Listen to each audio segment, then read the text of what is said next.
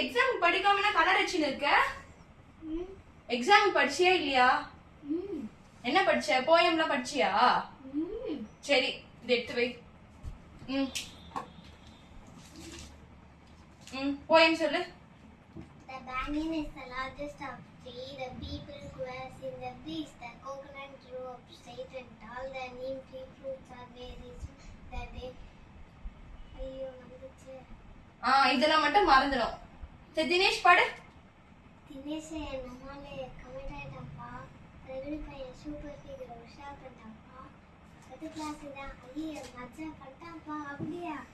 உண்மையிலே வாடா. அம்பு விட்டாலே குள்ளி குட்டு கனால கிட்டா வந்தாலே லவத்தந்தாலே ஜோக்கா இருந்தேனே. இது மட்டும் உனக்கு மெமரியில இருக்கா?